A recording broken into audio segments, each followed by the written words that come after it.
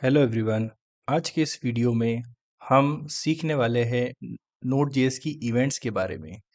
सो जो भी कंप्यूटर में होता है, जैसे फाइल को ओपन करना, फाइल को रीड करना, और या ब्राउज़र को ओपन करना, या नेटवर्क कॉल करना, ये सब इवेंट्स होती हैं।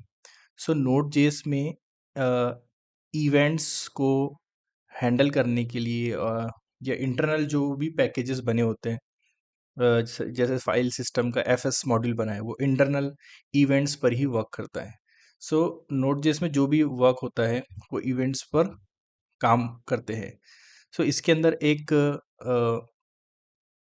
इवेंट इमिटर क्लास होती है, जिस इवेंट इमिटर क्लास के सभी ऑब्जेक्ट होते हैं, और इस इवेंट इमिटर क्लास के जरिए ही हम कस्टम इवेंट्स को बना सकते हैं।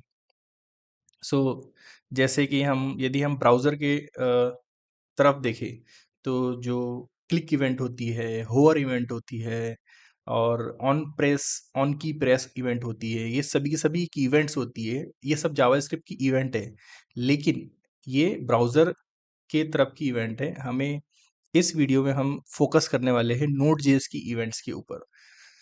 सो जैसे कि हमने पिछली वीडियो में देखा, फाइल सिस्टम में हम जो भी काम करते हैं, फाइल को ओपन करना, सो हम एक इवेंट दे रहे हैं फाइल को कि आप ओपन इवेंट के ऊपर जाए, और ये इवेंट जहाँ भी एग्जीक्यूट हो रही है वहाँ से ये करस्पॉन्डिंग कॉलबैक फंक्शन को कॉल करती है। तो हम देखते हैं कि किस तरह से हम इवेंट्स नोड जेएस में काम करती हैं। तो सबसे पहले हमें कस्टम इवेंट बनाने के लिए एक इवेंट्स नाम का मॉड्यूल रिक्वायर करना पड़ेगा। सो इवेंट्स रिक्वायर कर लिया हमने, और मेरा इवेंट बनाने के लिए तो उसके लिए मैं लिखता हूँ माई इवेंट, और उसका एक क्लास होती है इवेंट्स डॉट इवेंट इमिटर। ये देखिए, तो उसे हमने न्यू कीवर्ड के थ्रू इनिशियलाइज कर लिया। मतलब इस क्लास का जो भी ऑब्जेक्ट रहेगा इस वेरिएबल में आ चुका है। अब इस इवेंट को हम, दो चीज़ें होती है इस इवेंट के अंदर, मेनली दो फंक्शन होते हैं। एक तो ऑन फंक्शन होता है, जिसके अंदर हम इवेंट को डिस्क्राइब करते हैं कि क्या इवेंट होना चाहिए। तो हम लिखते हैं इसमें टेस्ट इवेंट, ओके। और ये दूसरा पैरामीटर लेता है कॉलबैक फंक्शन। जब भी ये इवेंट ट्रिगर हो, तो ये करस्पॉन्डिंग कॉलबैक फंक्शन एग्जीक्यूट होना चाहिए। सो हम सीखने के लिए इसमें कंसोल डॉट लॉग लगाते हैं और लिखते हैं कॉल्ड टेस्ट इवेंट, ओके। और ये होता है दूसरी फंक्शन होता है इमिट फंक्शन।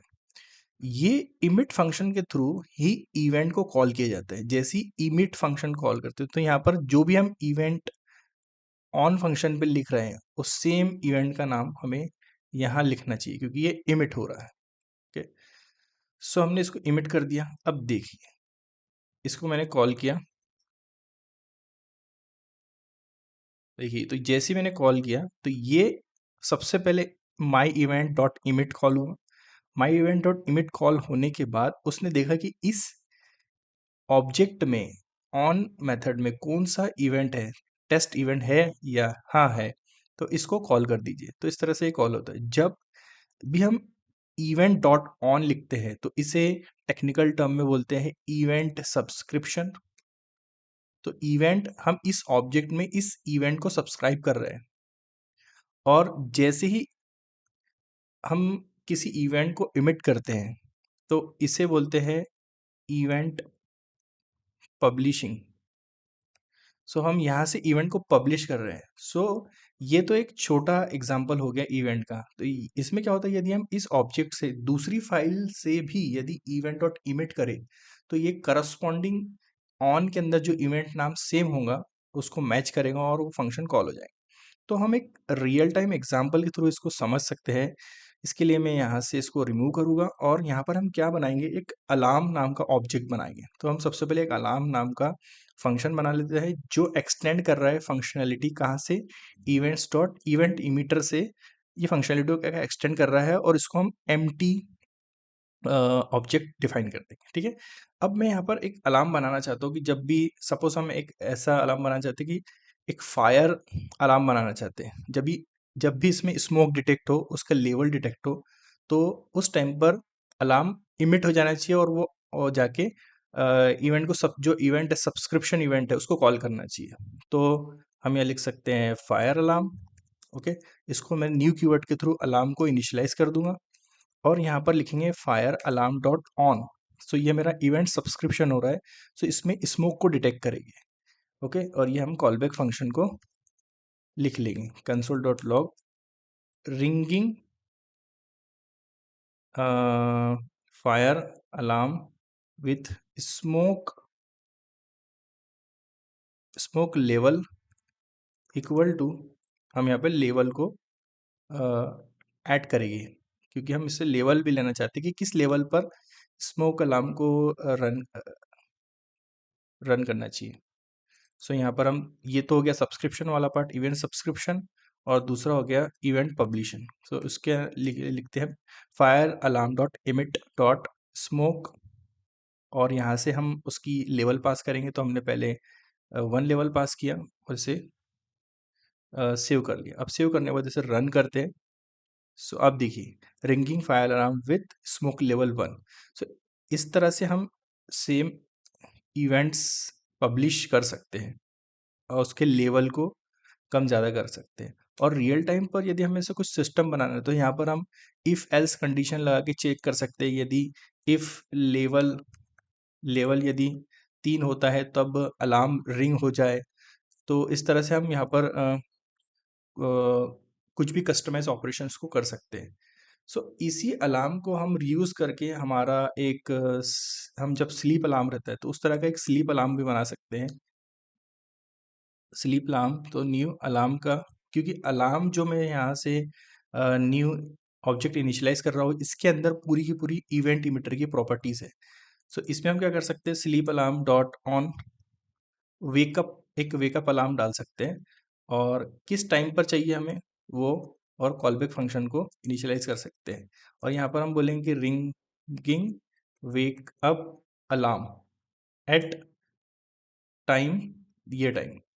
तो उसके लिए ये तो हमारा हो गया इवेंट सब्सक्रिप्शन। इसके बाद हमें लिखना पड़ेगा इवेंट पब्लिशिंग, सॉरी यहाँ पर इमिट लिखना पड़ेगा कि किस टाइम पर इमिट हो। तो जैसे ही हमारे अगर अगर हम चाहते हैं कि हम 7 बजे उठना चाहते हैं, तो जैसे ही 7 बजे तो ये अलार्म बज जाना चाहिए। इस तरह से हम देख सकते हैं, ये देखिए रिंगिंग वेकअप अलार्म एट 7, जैसे ही, और इसके अंदर दूसरा कर सकते हैं कि जैसे ही 7 या 8 बजे तब ये अलार्म रिंग होना चाहिए। सो इस तरह से हम इसको इवेंट्स को, कस्टम इवेंट्स को कॉन्फ़िगर कर सकते हैं हमारे प्रोग्रामिंग में, और इसके थ्रू हम कोई सिस्टम बना सकते हैं अकॉर्डिंग टू आवर रिक्वायरमेंट। जिस तरह से हमने ये स्मॉल एक प्रोग्राम बनाया जिसके अंदर हम एक फायर अलार्म को सेट कर रहे हैं और एक स्लीप अलार्म को सेट कर रहे हैं, इसके अंदर मल्टीपल मेथड्स होती है। अब किसी, ये अलार्म है स्लीप अलार्म या फायर अलार्म, इसके अंदर कितनी इवेंट्स है तो हम उसको जानने के लिए लिखेंगे events.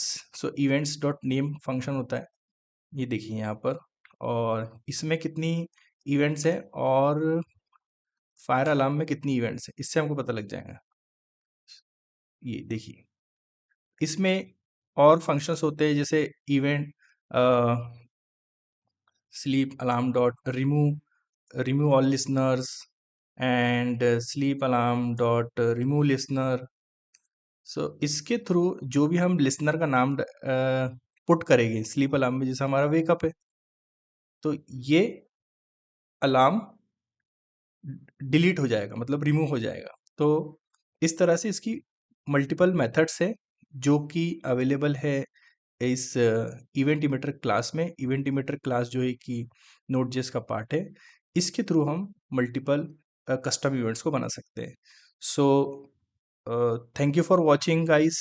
If you have any question, any concern, please let me know in the comment section. Thank you very much.